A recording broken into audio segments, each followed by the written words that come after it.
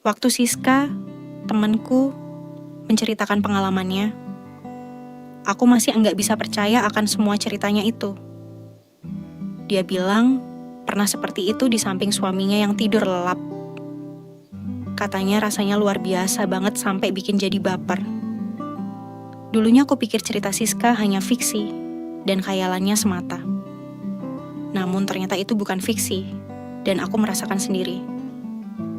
Semua aku alami ketika suamiku mengajak pulang kampung ke rumah mertuaku, orang tua dari suamiku, ketika kami liburan.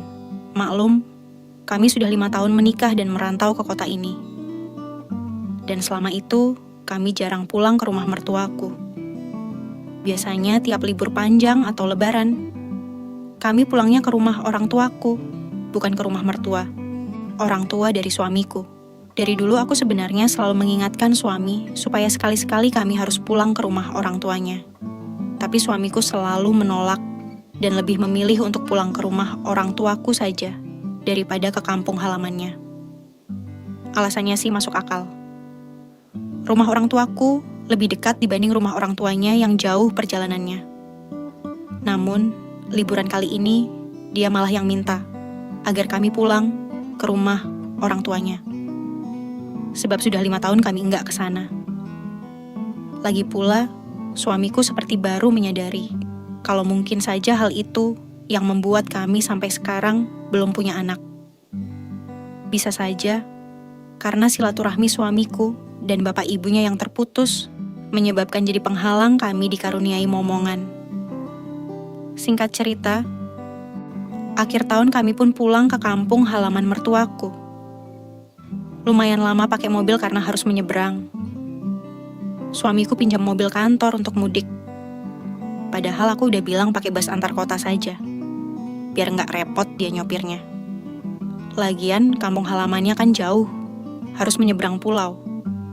Aku takutnya malah jadi khawatir kalau pakai mobil dinas kantornya. Namun kata suamiku, nggak apa-apa. Lebih enak bawa mobil supaya bisa sambil jalan-jalan dan nginap santai di perjalanan. Dan kisahku pun terjadi di saat aku dan suami pakai mobil.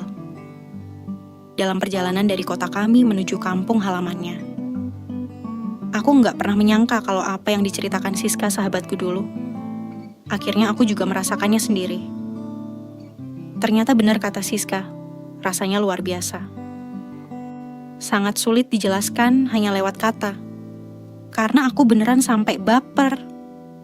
Waktu mau jalan, aku berniat pakai sweater dan celana jeans panjang supaya lebih praktis. Tapi suamiku malah melarang.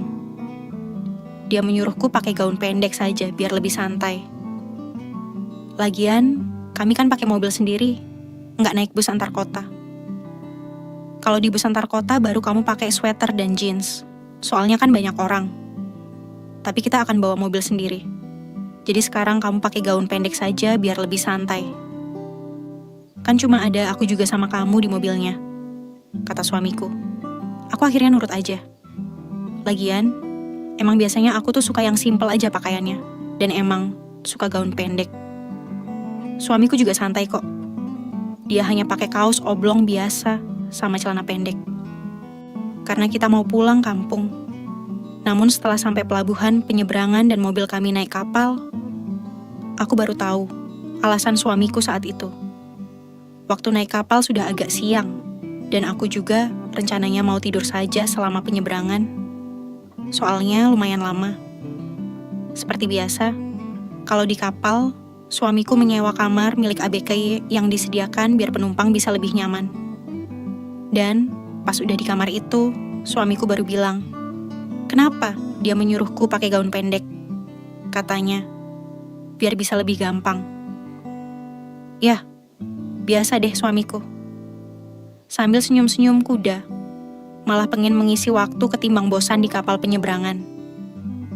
Kapal penyeberangan memang lumayan lama. Bisa sampai 2 jam. Apalagi waktu itu ombaknya besar dan anginnya kencang. Aku sebenarnya agak pusing pas naik kapal. Soalnya emang biasa mabuk laut. Makanya maunya langsung tidur saja pas di kamar. Tapi nggak tahu deh suamiku. Dia tetap aja gangguin aku. Padahal Udah aku bilang, aku pusing dan ngantuk habis minum Antimo. Katanya, sebentar saja kok. Habis itu kamu bisa tidur sendirian dan aku mau ngopi sama ngerokok di atas. Bujuk suamiku. Lagian katanya, kita akan liburan sambil berikhtiar, biar kami bisa cepat dikaruniai momongan sendiri. Siapa tahu bisa jadi. Ya, lucu juga deh suamiku mintanya. Masa iya siang-siang gitu? Apalagi kami masih di atas kapal penyeberangan, masih di laut. Tapi emang namanya suami, kalau udah maunya yang mana bisa dihalangin. Ya udah aku bilang terserah kamu deh mas. Tapi cepetan ya. Aku pusing dan ngantuk. Pokoknya aku mau tidur biar pas kebangun kapalnya udah sampai tujuan, kataku. Perjalanan pulang ke rumah orang tua suami memang lama. Harus naik mobil terus menyeberang, dan lanjut mobil lagi setelahnya. Makanya, di kapal juga perkiraannya sore jam 5 baru kami sampai, dan bisa melanjutkan perjalanan pakai mobil lagi. Sebenarnya aku malas banget pas di kapal. Suamiku malah minta seperti itu. Nggak sabaran amat sih nunggu sampai rumah. Namun sebagai istrinya aku nggak bisa ngelarang. Kan bisa dosa kalau suami lagi ingin tapi nggak dikasih sama istrinya.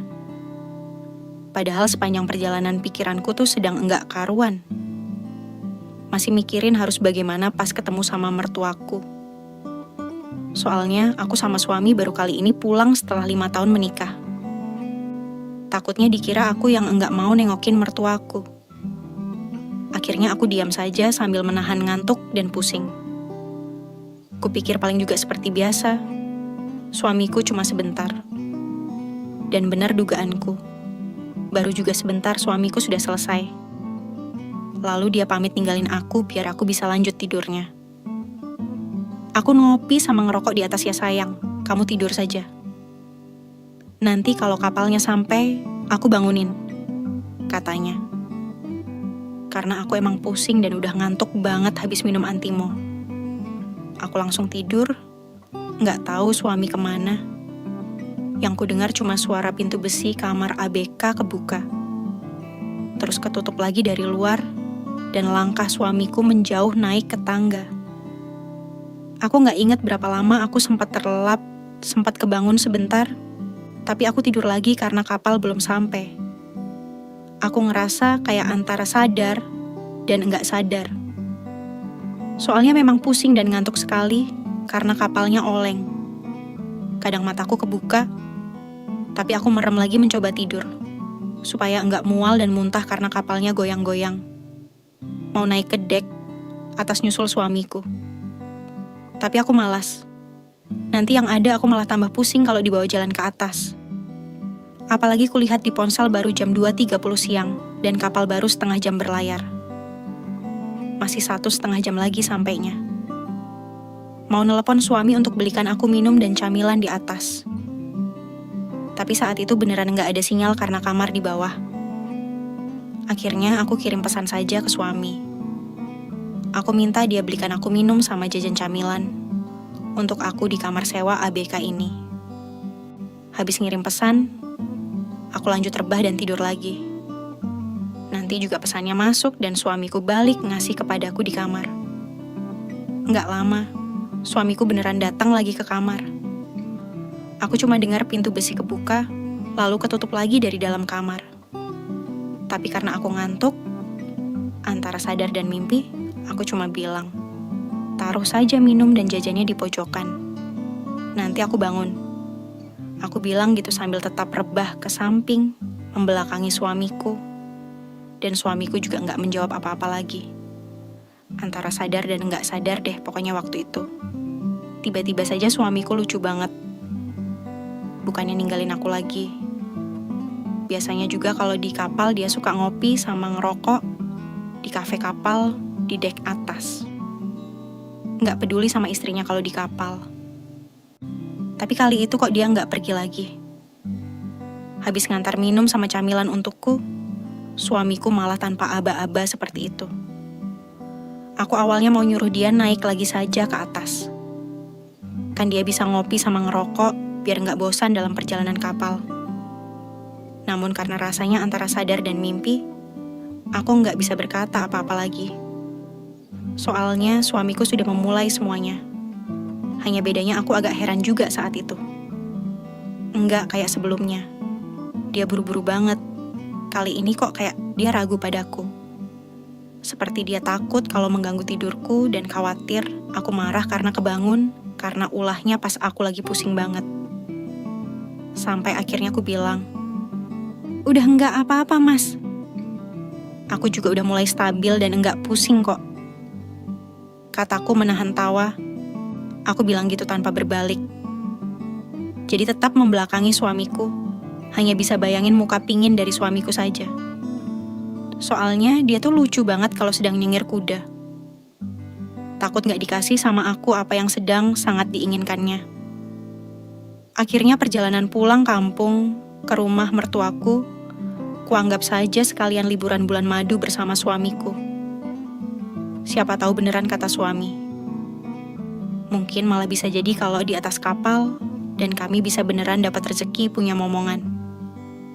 Jujur saja, aku kayak merasa sedang mimpi siang itu. Soalnya suamiku jadi beda banget. Nggak seperti biasanya, kali ini agak lain. Lebih besar gitu. Padahal pas pertama naik kapal, cuma sebentar sekali dia selesai dan ninggalin aku tidur sendirian di kamar sewa milik ABK. Akan tetapi, setelah ngopi sama ngerokok di dek atas, kok sekarang suamiku jadi beda sekali. Jadi kayak sedang mimpi saja aku. Nggak tahu juga apa emang dia yang beda, atau aku yang sedang terbawa mimpi karena sedang mabuk laut di atas kapal. Yang jelas kurasakan lebih lama dan lebih besar dari biasanya. Malah aku bisa sampai 2 kali. Kayak kebangun dari mimpi indah banget. Apalagi saat itu ombak besar dan angin kencang membuat kapalnya terus oleng dan goyang-goyang. Kayak simfoni yang syahdu. Suara pintu besi yang kebuka tutup di kamar sebelah. Juga masih terdengar dipadu suara mesin kapal yang memang lumayan berisik. Makanya aku juga enggak ragu dan malu. Kalau suaraku terdengar sama orang lain, lagian rasanya kayak mimpi saja kok. Selama 5 tahun menikah dengan suamiku, kami memang selalu seperti pengantin baru yang berbulan madu. Habis gimana lagi? Sampai sejauh ini kami belum juga punya anak. Jadi lebih banyak waktu berduaan saja dan nampak harmonis. Walau saat itu aku ngerasa suamiku beda banget. Tapi aku nikmatin saja perjalanan kami di atas kapal penyeberangan kali ini. Aku yang awalnya ngantuk dan pusing, jadi baper dan enggak pusing lagi karena suamiku. Nggak tahu deh berapa lama. Yang jelas habis itu aku ketiduran lagi.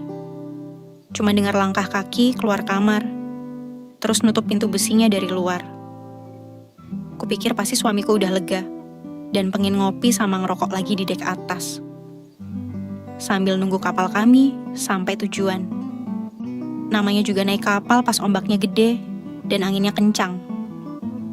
Kapalnya jadi mengayun bikin aku nyenyak tidurnya. Aku baru kebangun pas sudah hampir jam 4 sore. Waktu kapal yang kami tumpangi udah mau bersandar di dermaga tujuan kami. Itu pun aku kebangun bukan karena suara sirin kapal yang berbunyi pas mau bersandar. Melainkan karena dibangunin. Bukan dibangunin sama suami. Akan tetapi sama seorang ABK kapal. Makanya pas bangun aku agak kaget campur malu juga. ABK itu masih muda. Sekitar 24 tahunan. Pemuda tinggi dan ganteng. Kayak baru lulus akademi pelayaran dan baru kerja di kapal. Maaf mbak, maaf bu, kapalnya sudah hampir sandar. Saya diminta suami ibu untuk memberitahukan kepada ibu, kata ABK itu. Suaranya lembut dan sopan, tapi tatapan mata dan senyumannya bikin aku grogi. Seperti ada yang beda dari cara lihatnya. Suami ibu sudah menunggu di mobilnya. Mari saya bantu membawakan barang-barangnya, Bu. Lanjutnya menunggu aku. Aku segera bangun dan merapikan gaun pendek yang kusut dan juga menyisir rambutku yang sedikit berantakan. Iya, Mas. Maaf saya ketiduran, nyenyak sekali. Makasih ya udah mau bangunin saya, balasku dengan ramah. Suamiku ternyata udah nunggu di mobil. Udah nyalakan mobil juga karena mobil kami berada paling depan dan siap keluar kapal.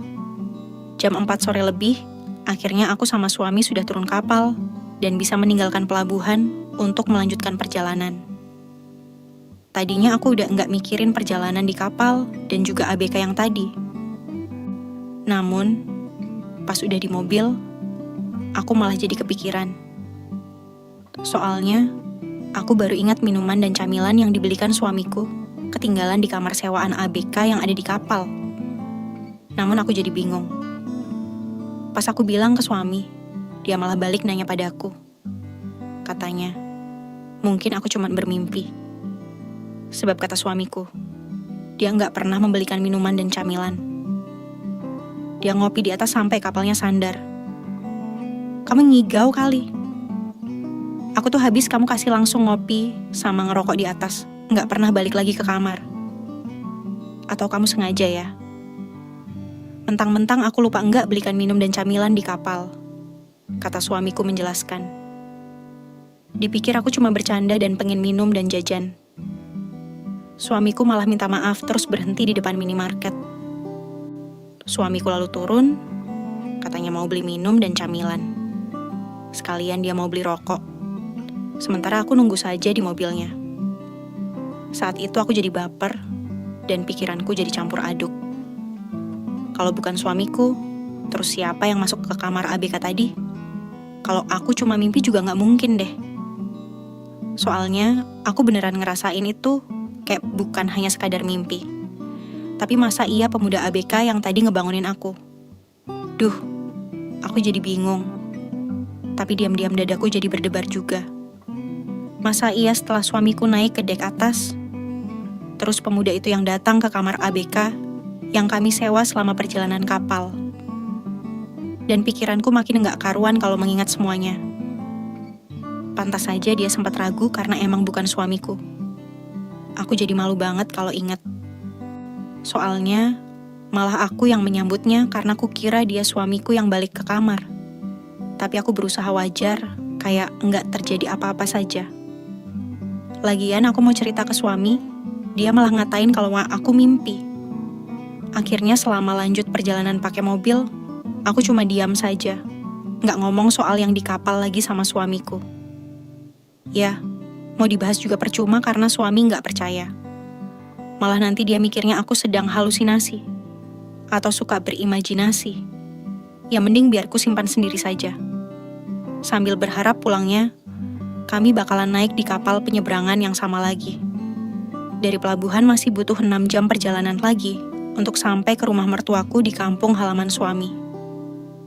Sehingga di mobil, suamiku bilang, palingan kita bakal sampai rumah orang tuanya sekitar jam 9. Atau bisa juga jam 10 malam. Namun pas baru 1 jam perjalanan dari pelabuhan, suamiku berubah pikiran. Dia malah ngajak mampir ke rumah temannya. Soalnya mumpung pulang kampung, dan lebih dulu lewat di rumah temannya. Lagian, sudah lama sekali nggak ketemu temannya. Aku juga kenal sama temannya itu. Sebab dulu, pas kami menikah 5 tahun lalu, temannya suamiku juga hadir di acaranya. Kamu ingatkan sayang, si Joni itu loh yang dulu datang pas resepsi pernikahan kita. Kita harus mampir ke rumahnya sekarang ya. Mumpung lewat dan mumpung masih sore, dulu kan dia juga jauh-jauh datang untuk hadirin resepsi pernikahan kita. Kata suami. Ku jawab, iya mas. Terserah kamu aja. Tapi jangan lama-lama di rumah Bang Joni. Biar enggak kemalaman sampai rumah ibumu. Ku bilang sama suami, lebih baik kabarin dulu Bang Joni kalau kita mau mampir. Tapi kata suamiku, biar jadi kejutan. Jadi dari pertigaan besar suamiku langsung belok kanan menuju rumah temannya tanpa nelepon dan ngabarin ke Bang Joni lagi. Saat itu emang suamiku ngotot banget harus ke rumah temannya. Soalnya waktu Bang Joni menikah, kami nggak hadir. Sehingga kali ini, mumpung pulang kampung, suamiku mau kami sekadar mampir untuk membalas kehadirannya. Nggak lama kami sudah sampai di rumah Bang Joni. Kulihat sudah jam 4 lebih dikit, dan sore udah mulai sejuk di rumahnya. Pas kami datang, temannya suamiku itu sedang berkumpul sama teman-teman lainnya di bagian depan teras rumahnya. Dia kaget tapi senang sekali lihat suamiku datang sore itu. Ya, sampai saling pelukan, karena katanya kangen lama nggak jumpa. Kebetulan, kau datang kawanku. Ayo, langsung saja kita rayakan, kata Bang Joni yang mengajak suamiku duduk di sana. Aku waktu itu mau bilang ke suami supaya nggak usah ikutan minum. Tapi karena waktu itu aku lagi kebelet pipis, jadi lupa. Kutanya, maaf bang, saya mau numpang ke toilet. Boleh. Dan dia jawab, iya mbak. Lurus saja terus belok kanan di belakangnya. Ya udah, aku langsung permisi numpang pipis. Sementara suamiku ikut gabung sama temannya dan teman lainnya. Ada 4 orang. Rumahnya Bang Joni lumayan rapi dan halamannya juga luas. Ada banyak pohon rambutan dan pohon mangganya. Habis dari belakang, aku kembali ke teras mau ikut duduk sama suamiku.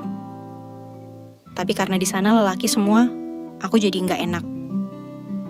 Baru juga mau ku tanya istrinya Bang Joni di mana, biar bisa ngobrol sama aku. Tapi dia lebih dulu ngejelasin kalau istrinya pergi. Katanya istrinya Bang Joni baru pagi tadi berangkat ke luar negeri karena ingin merantau jadi TKI ke negara Taiwan. Makanya dari sore Bang Joni sama teman-temannya bisa bebas merayakan kepergian istrinya Bang Joni yang berangkat jadi TKI. Mbak, duduk saja di dalam, atau kalau mau istirahat juga boleh di kamar karena istri saya sudah berangkat tadi pagi. Biar saya sama teman-teman menyambut dan merayakan kedatangan teman lama saya ini ya mbak, kata Bang Joni. Suamiku malah senang dan nyuruh aku istirahat aja dulu, sebentar karena dia masih mau minum dan ngobrol sama temannya. Nggak apa-apa kan sayang, cuma sebentar kok. Lagian, kita kan pakai mobil sendiri. Bisa jam berapa aja jalan ke rumah ibu, katanya. Ya, akhirnya aku nurut aja. Lagian aku juga capek di perjalanan. Jadi aku pamit aja sekalian mau mandi biar lebih segar. Biarin aja deh sekali-sekali suamiku bisa bahagia kumpul lagi sama teman lamanya. Asal enggak, kebanyakan minumnya saja. Aku akhirnya numpang mandi di rumah Bang Joni. Tapi aku enggak ganti pakaian. Tetap pakai gaun pendek yang kupakai dari rumah. Soalnya saat itu tas pakaian ada di mobil suamiku. Lagian kupikir paling cuma sebentar kami mampirnya di rumah ini. Pas aku selesai mandi juga udah jam 5 lewat. Langit sudah berubah jingga dan mulai masuk petang. Aku duduk nunggu di dalam. Sementara suamiku masih nggak ngobrol sama Bang Joni dan temannya di teras depan. Kayak lagi seru sekali mereka ngobrolnya. Bang Joni sempat masuk terus nawarin aku apa mau dibuatkan teh atau kopi. Soalnya istrinya nggak ada, jadi dia yang buatin. Ya aku sempat kaget aja karena waktu itu aku lagi rebahan di sofa. Waktu Bang Joni masuk dan nawarin aku mau minum apa. Ku bilang, nggak usah repot bang. Lagian saya sama suami udah mau lanjut jalan ke rumah mertua, kataku sambil duduk. Namun Bang Joni hanya tersenyum. Katanya, santai saja. Kalian lanjut jalannya malaman saja. Mumpung kita ketemu kan. Sudah lama sekali saya nggak ketemu mbak dan sahabat saya. Lagian rumah mertua kan dekat dari sini. Pokoknya nanti saja perginya setelah makan malam. Sekarang saya buatin kopi deh biar nggak ngantuk, kata Bang Joni. Aku beneran nggak enak saat itu. Bang Joni ternyata baik banget sama aku. Akhirnya aku iyakan saja dan membiarkan dia bikin kopi. Lagi pula, ku dengar suamiku semakin larut dalam obrolan sama teman-temannya di teras depan. Nggak peduli sama aku, istrinya. Saat itu aku sempat nguping. Mereka nyebut-nyebut nama Mira, istrinya Bang Joni. Dan sesekali mereka nyebut namaku juga. Ku dengar juga suamiku tertawa ngakak ketika nama Mira disebutkan, dan temannya ada yang bilang, "Apa kamu masih ingat?" Dari situ aku baru tahu kalau ternyata Mira itu pernah menjadi kekasih suamiku dulu. tapi dia malah berjodohnya sama Bang Joni. Jujur, saat itu aku kecewa sama suami. Pas kami nikah dulu, dia ngakunya aku adalah wanita pertama dan cinta pertamanya. Padahal, ternyata sebelum merantau ke kota kami dan bertemu aku, suamiku pernah lama menjalin asmara dengan Mira di kota ini. Ya, walau aku nangkapnya samar-samar obrolan mereka, tapi ceritanya sudah cukup jelas bagiku yang diam-diam ikut nguping. Ternyata dulu suamiku dan Mira hampir menikah. Namun suamiku meninggalkan Mira karena harus bekerja dan pindah kota. Suamiku diterima jadi ASN di Pemda kota kami. Dia pergi ninggalin Mira. Janji akan menikahi Mira pun hanya tinggal janji. Sebab di kota kami, suamiku bertemu aku dan malah menikah denganku. Sementara Mira di kota ini, akhirnya jadi patah hati. Aku masih mau nguping biar lebih jelas. Namun aku jadi kaget karena tiba-tiba Bang Joni menepuk bahuku sambil tersenyum. "Nih kopinya mbak, diminum dulu biar nggak ngantuk," katanya sambil menaruh cangkir kopi di meja kecil di dekat sofa dudukku. Ku jawab, "Iya, terima kasih bang." "Oh ya bang, kenapa istrinya berangkat jadi TKI? Apa aman saja di sana?" Kataku jadi bertanya. Aku sebenarnya pengen banget nanya langsung.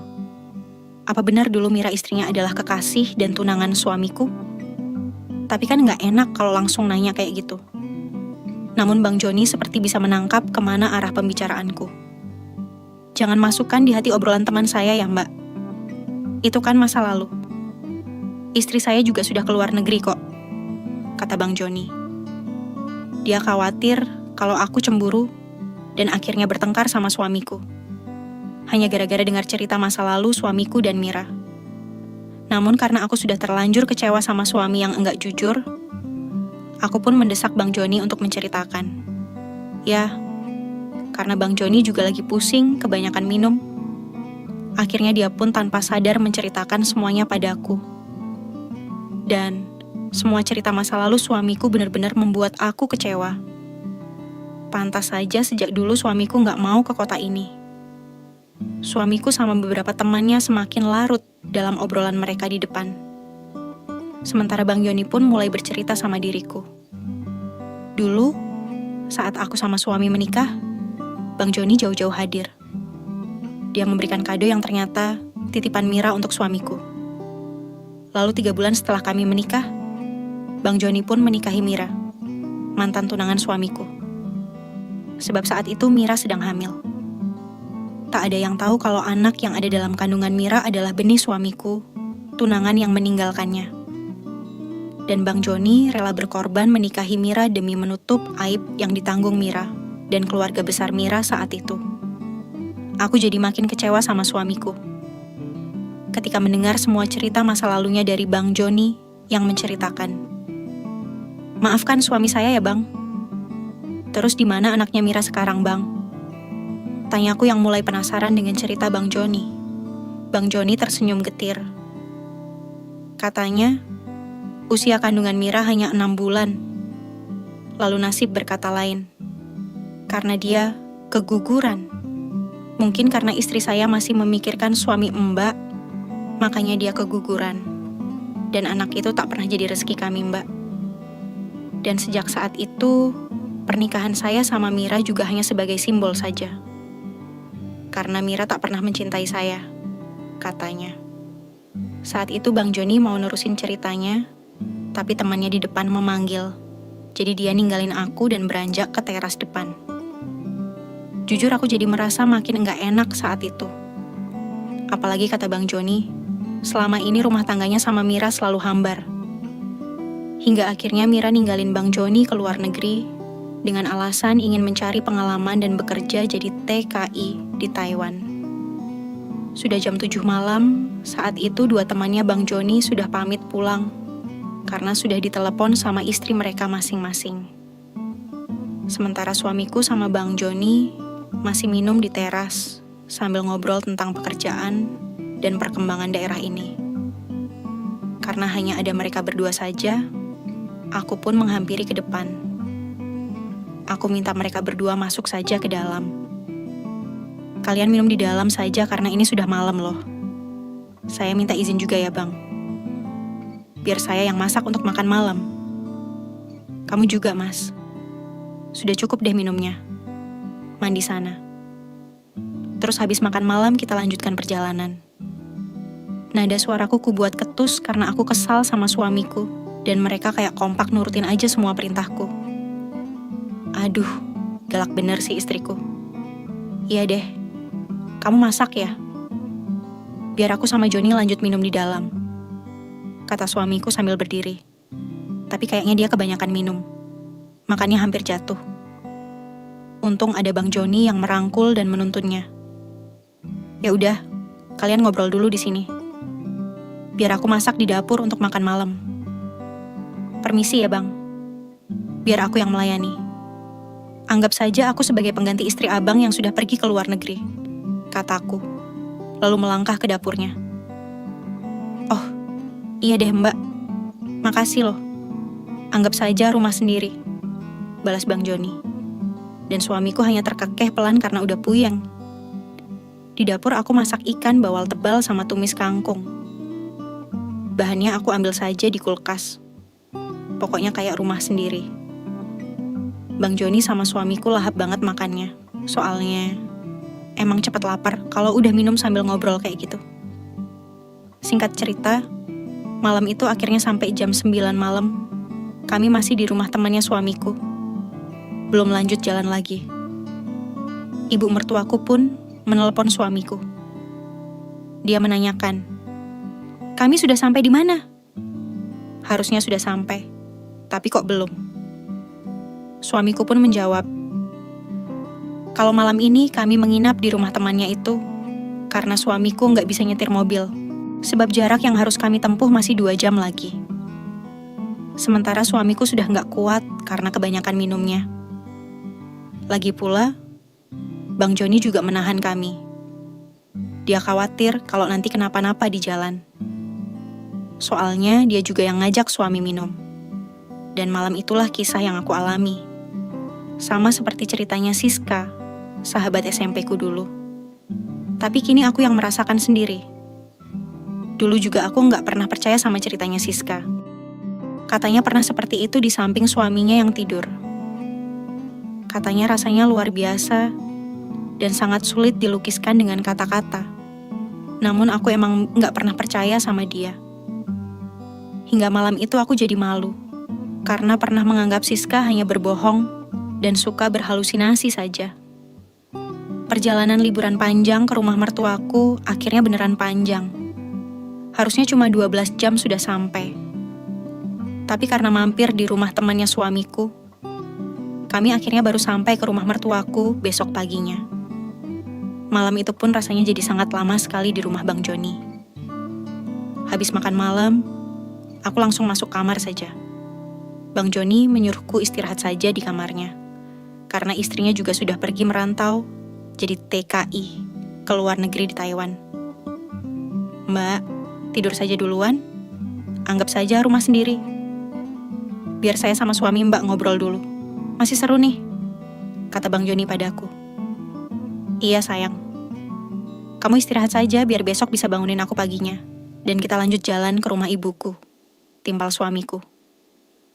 Ku jawab, "Iya deh, aku pamit duluan ya bang. Tapi kalian jangan kemalaman begadang. Takutnya suamiku bangun kesiangan besok. Aku kan gak enak sama mertua. Ntar dikira aku gak mau diajak ke rumah orang tua dari suamiku," balasku dengan ramah. Pas aku masuk kamar udah jam 10 malam. Suamiku sama Bang Joni masih saja ngobrol sambil lanjut habisin minuman yang tadi. Nggak tahu berapa lama. Aku sempat terlelap sebentar, soalnya masih agak pusing setelah naik kapal penyeberangan. Aku juga nggak lihat jam berapa. Tapi pas bangun tengah malam, aku sudah nggak mendengar suara obrolan mereka. Padahal jarak kamar sama ruang tengah di rumah itu hanya beberapa meter. Tapi suamiku sama Bang Joni sudah sepi. Tadinya juga masih ngobrol sambil ketawa-ketawa mengenang masa lalu waktu mereka sama-sama masih SMA di sini. karena nggak ada suara dan sepi sekali, aku akhirnya keluar kamar. Dan benar saja, suamiku sama Bang Joni udah pada tidur. Suamiku kelihatan nyenyak banget ketiduran di sofa. Sementara Bang Joni, tuan rumahnya malah ketiduran di matras lantai. Aku terus ke sana dan membereskan gelas dan piring camilan juga, sisa asbak yang berantakan. Kurapikan saja biar nyaman. Soalnya, aku tuh emang orangnya bersihan. Nggak bisa lihat kondisi rumah yang kotor dan berantakan. Jadi semua kurapikan. Kulihat saat itu sudah jam 1.30 dini hari. Aku jadi nggak ngantuk lagi karena sempat ketiduran beberapa jam tadi. Saat itu aku mau bangunkan suamiku untuk menyuruhnya pindah ke kamar. Soalnya, aku agak penakut, nggak berani tidur sendirian. Lagi pula ini kan rumah orang lain. Aku ngerasa nggak bisa nyaman dan nyenyak tidurnya kalau hanya sendirian di kamar. Aku melangkah pelan ke arah sofa, mau bangunin suamiku. Tapi saat itulah aku jadi kaget bukan main karena Bang Joni. Dia tiba-tiba saja menarik tanganku ketika aku melewatinya di matras lantai di dekat sofa di mana suamiku sedang tidur pulas. Bang, kok belum tidur? Ngagetin aku aja sih, kataku sambil menatapnya. Anehnya aku bicara sangat pelan, kayak takut juga. Takut kalau suamiku kebangun. Padahal, niat awalku emang mau bangunin suami. Bang Joni enggak menjawabku dengan kata-kata. Dia cuma tersenyum penuh makna padaku, lalu kembali menarik tanganku. Tak ada yang maksa, namun aku menurutinya. Jangan dibangunkan suaminya, Mbak. Kasihan dia capek. Biarin istirahat, kata Bang Joni setelah aku duduk di matras dekatnya. Tapi Bang, kataku, aku mau bilang kalau aku nggak bisa tidur sendirian di kamar orang, makanya mau nyuruh suami pindah. Hanya saja belum juga aku selesai bicara, Bang Joni sudah lebih dulu melarangku, dan dia membungkamku tepat di bibirku.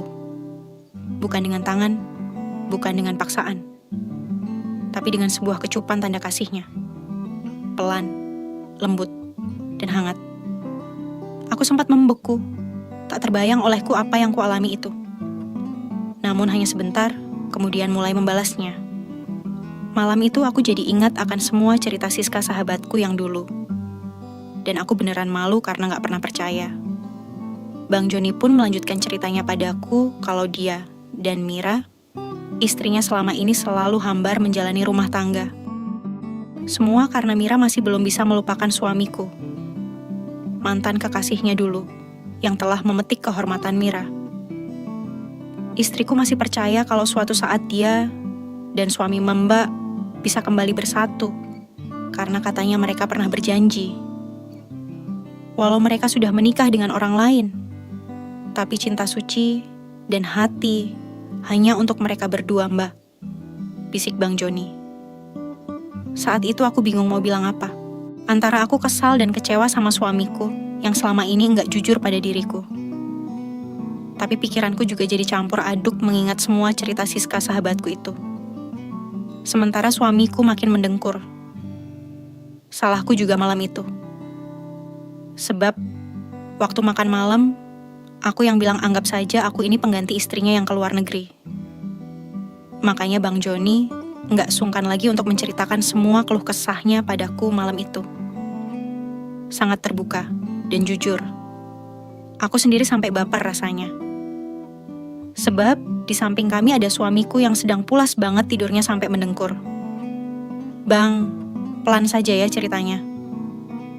Aku takut suamiku kebangun kan, kata abang. Kasihan kalau dia enggak dapat istirahat, kataku. Iya Mbak. Kita pelan-pelan saja, yang penting Mbak bisa memahami dan menangkap semua cerita ini, balasnya. Aku sendiri nggak ingat lagi bagaimana semuanya bisa terjadi. Yang jelas benar kata Siska sahabatku. Rasanya luar biasa. Entah berapa kali aku bisa baper malam itu, karena akhirnya semua cerita Siska aku alami juga, dan merasakannya sendiri. Yang jelas, paginya aku dan suami terus pamitan ke Bang Joni, karena kami harus melanjutkan perjalanan ke rumah mertuaku.